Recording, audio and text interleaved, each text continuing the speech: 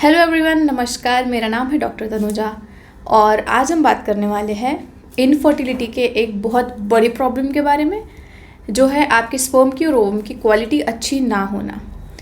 हम बहुत बार सोचते हैं कि एएमएच कम होने की वजह से या आपका हार्मोन लेवल ठीक ना होने की वजह से, थायराइड की वजह से, डायबिटीज़ की वजह से, ओबेसिटी की वजह से आपको ये सारी प्रॉब्लम्स हो रही है, आप कंसीव नहीं कर पा रहे हो। पर पता है, आइदर ये सारे फैक्टर्स या आपकी लाइफस्टाइल, आपका स्लीपिंग पैटर्न, आपका स्ट्रेस फैक्टर, आपकी मेंटल इंस्टेबिलिटी, ये सारी चीज़ें कंट्रीब्यूट करती है एक ऐसी चीज़ को जो है बहुत बड़ी प्रॉब्लम है, जिसके वजह से बहुत सारे कपल कंसीव नहीं कर पाते। क्योंकि अगर हमें ज़मीन में कोई पौधा लगाना है तो हम जो बीज है ना वो बहुत स्ट्रॉन्ग चूज़ करते हैं। ये फार्मर लोगों को बहुत अच्छे से पता है। अगर उन्हें फार्मिंग करनी है ना तो वो जब सीड चूज़ करते हैं वो स्ट्रॉन्गेस्ट क्वालिटी का सीड चूज़ करते हैं। क्यों?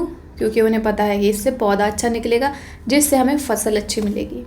उसी तरह से अगर आपके सीड को, आपके एम्ब्रियो को आपके गर्भाशय में स्थापित होना है और उससे एक नई जान अगर बननी है तो उसके लिए माँ के साइड से और पिता के साइड से, दोनों साइड से जो बीज है वो स्ट्रॉन्ग चाहिए।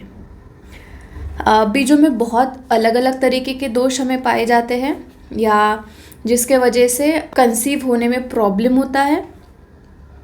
अगर ओवम की बात करें, ओवम की क्वालिटी होती है एक, अगर वो ऑप्टिमम क्वालिटी का नहीं है, आपका फॉलिकल मैच्योर नहीं हो रहा है, आपका फॉलिकल अच्छी तरीके से नहीं बन रहा है, उसका साइज़ कम है या वो रप्चर नहीं हो रहा है, बहुत सारे फैक्टर्स होते हैं, तो प्रॉब्लम है।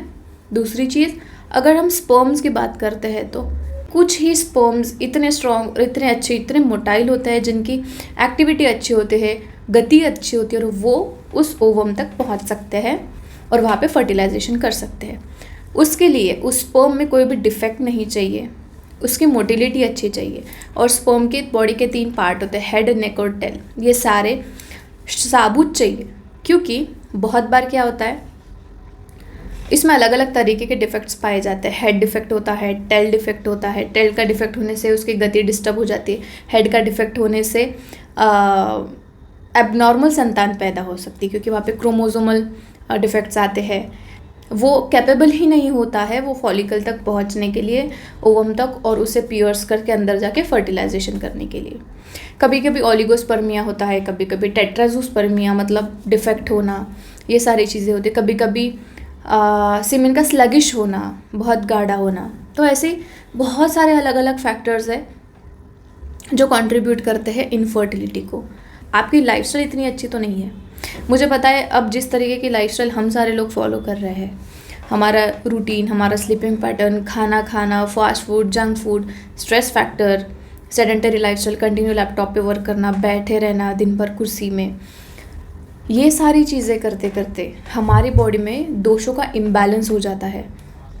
और इस इम्बैलेंस की वजह से हमारे बॉडी के हर एक सेल तक ये इम्बैलेंस पहुंचता है और वहाँ पे भी ये सारा इम्बैलेंस पाया जाता है। और ये सारा इम्बैलेंस लेके अगर वो स्पर्म ओवम को फर्टिलाइज करता है तो वही दोषों का इम्बैलेंस आपके चाइल्ड में आ सकता है। फीमेल साइड में भी सेम चीज़ अप्लाई होती है। दोनों माता पिता के बॉडी में इम्बैलेंस है, उनके बीज शुद्ध नहीं है, अच्छी क्वालिटी के नहीं है, तो उसमें से एक बहुत अच्छी संतान नहीं बन सकती। या तो फर्टिलाइजेशन में ही प्रॉब्लम आता है, या अगर फर्टिलाइजेशन होता भी है तो वो सस्टेन नहीं कर पाता ज़्यादा टाइम तक, और अगर प्रेगनेंसी रहती भी है तो वहाँ पे वो बेबी उस दोषों के प्रधान प्रकृति का और उस टाइप के एग्रीवेटेड सिम्टम्स को लेके ही पैदा होता है। सो इसलिए बीज शुद्धि ये बहुत इम्पॉर्टेंट कंसेप्ट आयुर्वेदा में बताया है, जिसके लिए अगर हमारे पास कोई भी कपल आता है कि ma'am we are trying to have a baby, तो हम उन्हें 3 से 4 महीने पूरा ट्रीटमेंट प्रोटोकॉल सेट करके देते हैं and we have a proper detoxification, body को डिटॉक्सिफाई करना, रसायन चिकित्सा करना, वाजीकरण चिकित्सा करना, लाइफस्टाइल चेंज करना, उनका डाइट चेंज करना खाने पीने में, देन कुछ ब्रीदिंग एक्सरसाइजेस देना। ये सारी चीज़ें जब हम करते हैं तब हम फिज़िकल ही नहीं बट मेंटल स्टेबिलिटी तक पहुंचते हैं और हमारे बॉडी में एक बैलेंस आता है। हमारा माइंड बॉडी एक बैलेंस स्टेट पे आने के बाद अगर हम प्रेगनेंसी कंसीव करते हैं तो एक बहुत हेल्दी चाइल्ड को हम जन्म दे सकते हैं, क्योंकि एक नई लाइफ क्रिएट कर इन अ स्टेट जब आप खुद इम्बैलेंस है, आपको पहले खुद को बैलेंस करना चाहिए। गो फॉर बीज शुद्धि, शरीर शुद्धि, अडेप्ट फॉर आयुर्वेदा, रसायन चिकित्सा एंड वाजीकरण चिकित्सा, और उसके बाद जब आपकी एनर्जी ऑप्टिमम है, आप मेंटली स्टेबल और फिजिकली फिट हो, देन उसके बाद you can go for planning the pregnancy. So ये था आज का वीडियो। ये बेसिक रीजंस है अगर आप कोई भी ट्रीटमेंट कर रहे हो दुनिया में इनफर्टिलिटी के लिए, तो कंसिडर कि ये सबसे इम्पॉर्टेंट पॉइंट है to have a good pregnancy, to have a healthy child और to have a disease free child. तो हमें इसको कंसिडर करना है। एंड अगर आपके नज़र में कोई ऐसा है जिसको ये सुनने की ज़रूरत है, प्लीज़ ये वीडियो उनको शेयर कीजिए ताकि इन्फॉर्मेशन हम ये ज़्यादा से ज़्यादा लोगों तक पहुंचा पाए। थैंक यू सो मच, मिलते हैं नेक्स्ट वीडियो में।